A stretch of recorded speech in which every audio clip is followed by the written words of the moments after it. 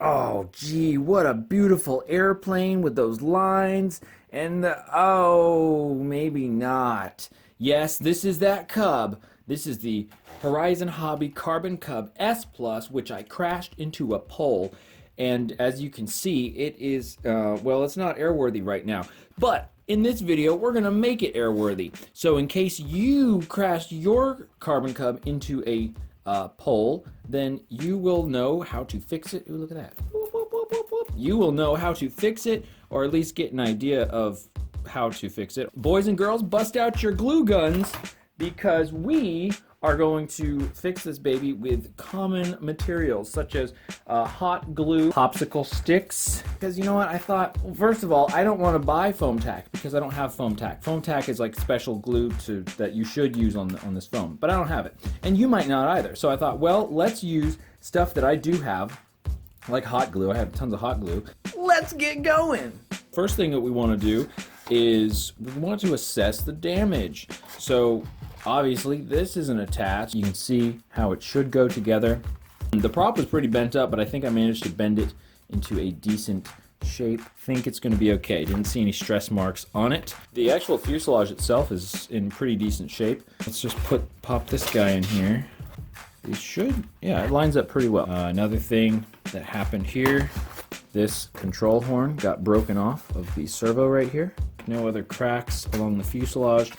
And as far as the nose goes, I think that it's retained its shape, so it shouldn't have any thrust angle issues, but I think it's just all cracked because it temporarily compressed and then it cracked all the paint. Okay, here's the wing. Now this is the servo for the flaps, but I do not have the flaps operational because I don't have the right transmitter with enough channels. I talked about that in the other video.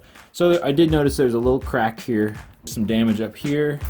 That's negligible.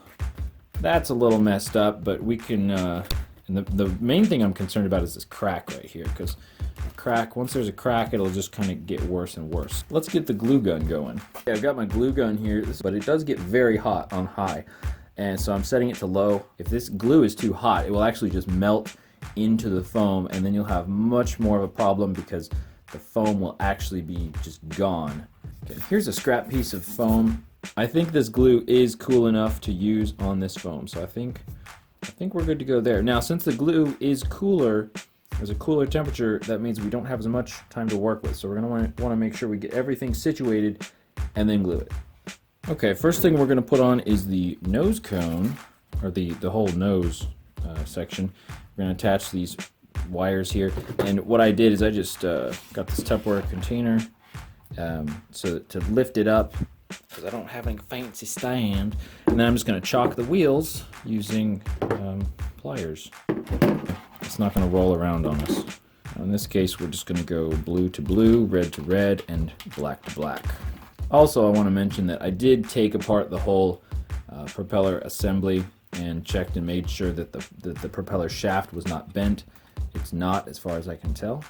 But you just want to check and make sure that. And yeah, I think I'm not sure which side I had to bend back. Probably this side, but I think it's okay. This is a crazy prop. It's like really fat, very bone. Crazy. Okay, now that the wires are in there, test fit, see that everything lines up.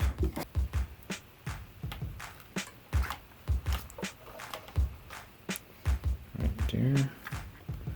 Okay. Trying to work quickly here. Set it on there. Just rock it in place. All right, just gonna press it on there. We're not trying to smash anything, but we do want to be firm.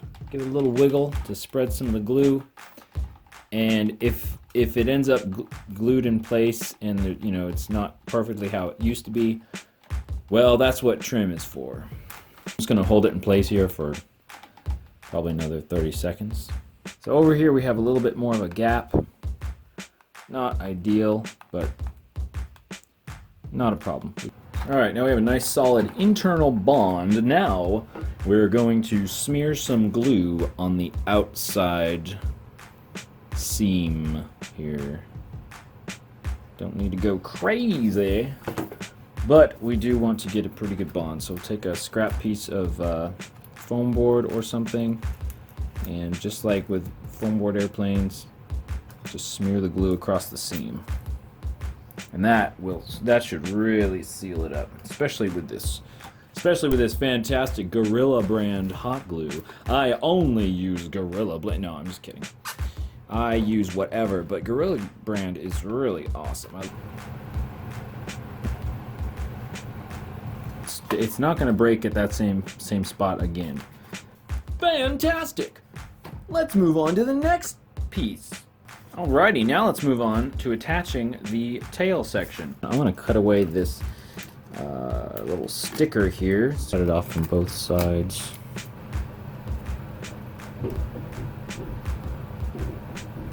We don't want a massive amount of glue because it will spread out. Oop. We don't want it too close to that control rod. I'm going to pop it in the slot before it meets up. I'm just going to press it in place. Let's do a little jiggle. Press, press, press. So there's this little foam piece that they had go in this little inset right here to kind of, I guess, provide some support and whatnot, but I don't trust it. It just doesn't seem that sturdy. So I'm going to cut out a little, I'm going to use this as a template, and I'm going to cut out some foam board to go as an inner brace to keep this from flexing.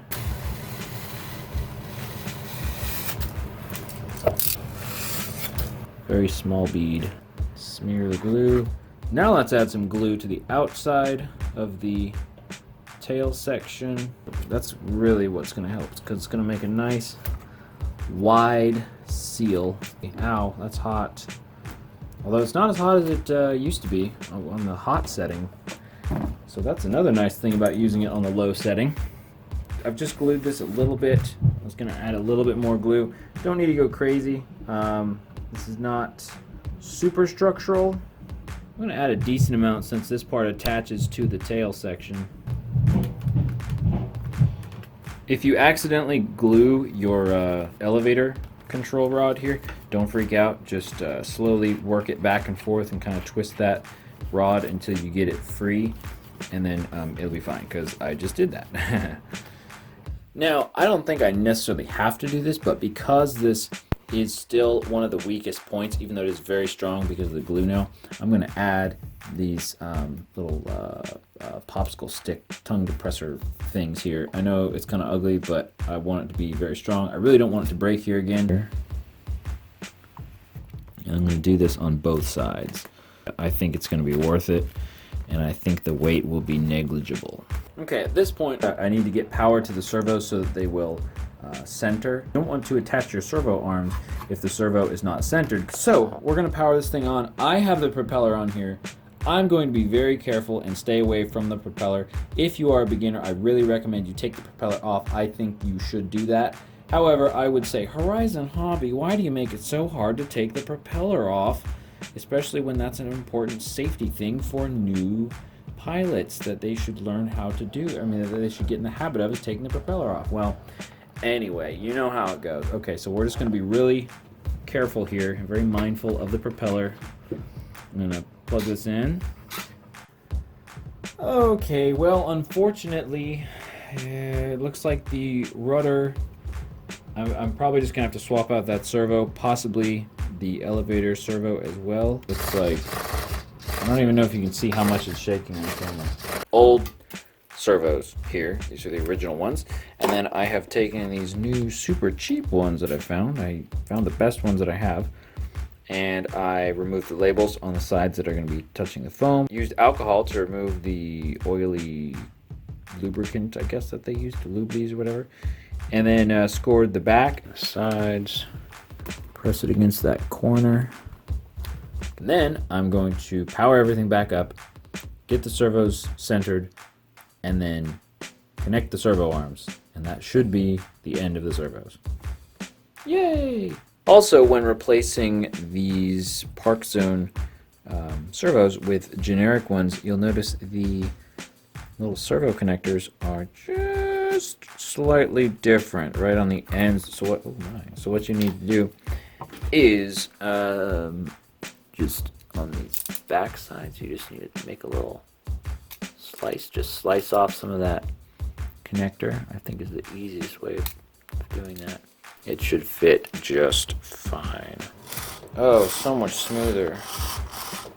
Moving on to the wing here, we have this big gash in the leading edge. Not too concerned about this, but this crack does kind of extend a little ways. So what I'm going to do, I am going to tape it, but I'm just going to get as much glue down in there as I can. Well, not, I shouldn't say as much glue, but a decent amount of glue, as far down in there as I can. Just like that. That's mainly what I'm concerned with. Quickly, while it's still slightly hot, smear it. Like that. Just gonna bring it right across there. Now, especially because this damage that we're repairing is so far out on the wing, you don't want to add too much weight, otherwise it will cause the wing to be heavy. In fact, we might even want to just add some glue and some tape to the other leading edge just to balance it out, make sure that it's balanced. Just pull that over the top. I don't want to pull it super tight, but what I want to do is try and keep this wing shape. Alright, the only other thing on the wing that was very concerning was just this right here. I'm going to try and get some glue in there if I can. Anyway, so this will help. Alrighty.